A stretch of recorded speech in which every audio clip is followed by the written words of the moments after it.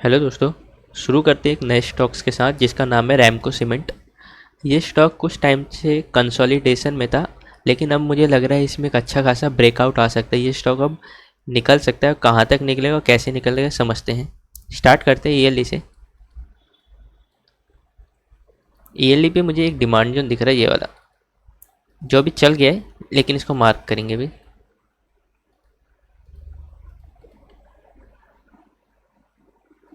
ये without base candle वाला हमारा एक डिमांड जोन है। अभी इसमें प्राइस ने अभी जस्ट एंट्री देके ये चलना रिएक्ट किया है। ईयरली का है तो एक ईयरली का डिमांड जोन बहुत पावरफुल होता है, वैसे ही पता है, बड़ा टाइम फ्रेम उतना ही पावरफुल होता है। हाफ ईयरली पे चलते हैं। हाफ ईयरली पे भी मुझे वहीं पे एक सेम डिमांड जोन दिख रहा है, लेकिन जिसकी क्लोजिंग अच्छी नहीं थी। कोई नहीं, ईएमए का सपोर्ट था, हाफ ईयरली के ईएमए का सपोर्ट था। क्वार्टर पे चलते हैं। क्वार्टर पे भी एक डिमांड जोन था जिससे वो एरिया चल रहा है। सेम मंथली पे भी अगर मैं इसको मार्क करूं तो मंथली पे मुझे ये पिक्चर दिख रही है, यानी कि ये एरिया टेस्टेड हो चुका है, इससे प्राइस चल चुकी है। लेकिन अब एक चीज़ देखो, EMA 20 मंथली का EMA 20 इसको प्राइस को ऊपर जाने नहीं दे रहा है, और कोई नियर में कोई सप्लाई जोन नहीं है। ये वाला, इस वाली सप्लाई जोन की रिएक्शन ये है। इसको एक टाइम के लिए मार्क कर लेते हैं कि फर्स्ट टारगेट हम यहाँ तक का लेके चलेंगे। पहला देखते हैं टारगेट। वीकली पे चलते हैं।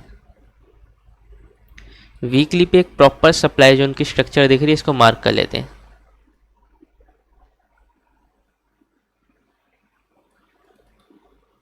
और एक और चीज़, ये नॉन ऑथेंटिक है तो इतना ज़्यादा ये रोक भी नहीं पाएगा सप्लाई जोन को। क्यों? क्योंकि इसकी रिएक्शन है, क्लोजिंग अच्छी नहीं है, तो non authentic but not tradable है, लेकिन चांसेस नहीं ले सकते। फर्स्ट टारगेट यहीं तक का रखेंगे। अब एक चीज़ देखते हैं, स्टॉक ने अपने मंथली ईयरली सारे जो डिमांड जोन थे यहाँ पे उससे रिएक्ट होके एक अच्छी मूव दिया, लेकिन प्राइस इस वाले सप्लाई जोन से रुक गई थी एक बार के लिए।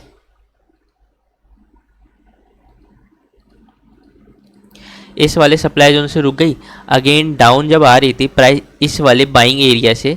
ये वाला बाइंग एरिया इसलिए चला क्योंकि इस वाले ने क्लोजिंग अपने नियर के कर्व के ऊपर दे दिया था। एक तो फर्स्ट सेकंड इसके ऊपर दे दिया था, इसके ऊपर और दे देता तो बहुत अच्छी मूव देखने को मिलती, लेकिन नहीं दिया इसने। इसी सप्लाई जोन से डाउन हो गया, साथ में इसमें डेथ क्रॉसओवर भी था। अब प्राइस जब डाउन आई, इस एरिया से चलने लग गई, तो यहाँ पे प्राइस धीरे धीरे धीरे इस वीकली के डिमांड जोन से अप जाने लग गया। इसको भी मार्क कर लेते हैं। धीरे धीरे अप जाने लग गया, यानी कि हम कह सकते हैं अपवर्ड डिस्ट्रीब्यूशन हो रहा था, लेकिन प्राइस ने यहाँ पे एक अच्छी खासी बाइंग दिखाई जिसने अपने नियर की कर्व के ऊपर क्लोजिंग दे दिया। अब इसको मैं मार्क करता हूँ।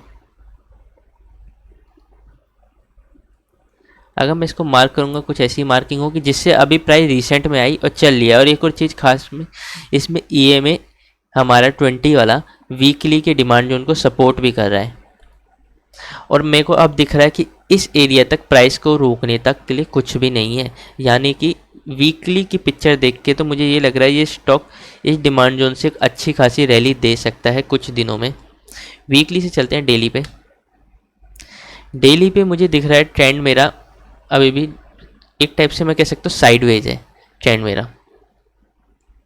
कुछ अच्छी पिक्चर नहीं दिख रही, लेकिन मैं जैसे ही जाता हूँ 125 मिनट पे, क्योंकि वीकली ट्रेड है, तो मुझे दिख रहा है ये स्टॉक एक सप्लाई जोन के अंदर है 125 मिनट वाले के। लेकिन ये वाली कैंडल की विक यहाँ तक थी,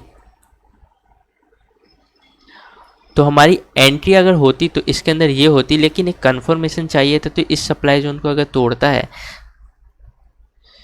तो ये स्टॉक्स मेरे अकॉर्डिंग एक अच्छा खासा प्राइस को अप ले जाएगा। कहाँ तक? इस प्रॉक्सिमल लाइन तक हम फर्स्ट टारगेट रखेंगे, लेकिन उससे पहले इस एरिया तक रखेंगे, क्योंकि ये एरिया भी एक बार के लिए प्राइस को रोक सकता है।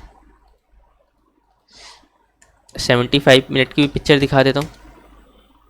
75 मिनट पे भी देखूंगा तो वहीं पे एक सप्लाई जोन है जो अभी 125 मिनट पे भी था, और यही वाली कैंडल की विक है जिसमें प्राइस आई और ये चलना शुरू हुई है।